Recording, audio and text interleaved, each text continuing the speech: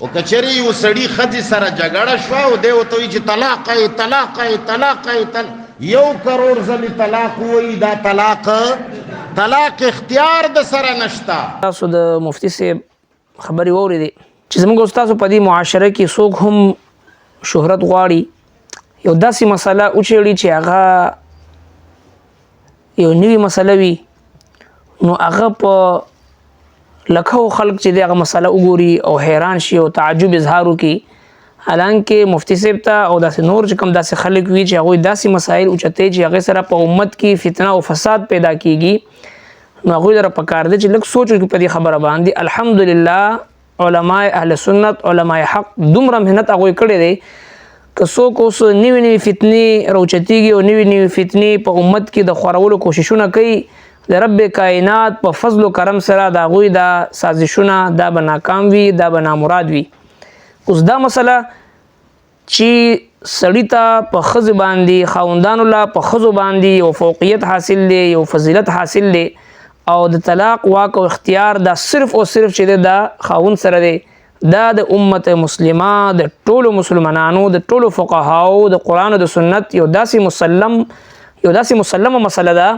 چې په دې کې هیڅ قسمه د سوچ او فکر او تدبر ضرورت نشته دی. قرآن کریم وایي چې الرجال قوامون علی النساء بما فضل الله بعضهم علی بعض.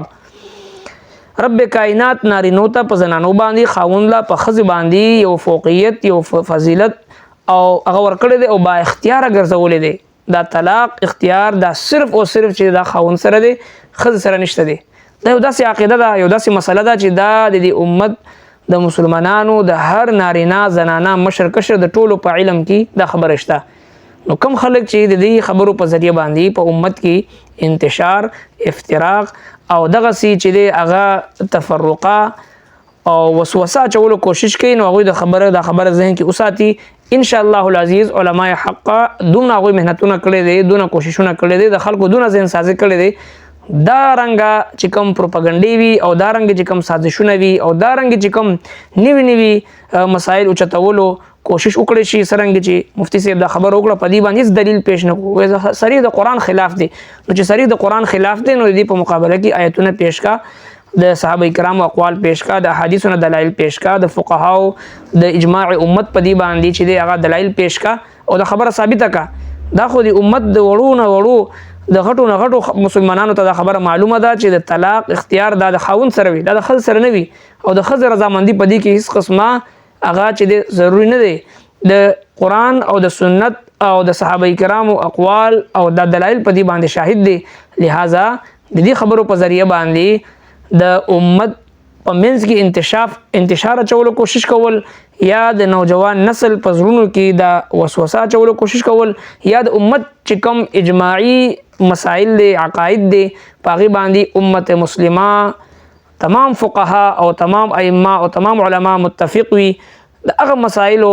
ته ټیس رسولو کوشش کول هغې ته د نقصان رسولو کوشش کول دا یو خپل ځان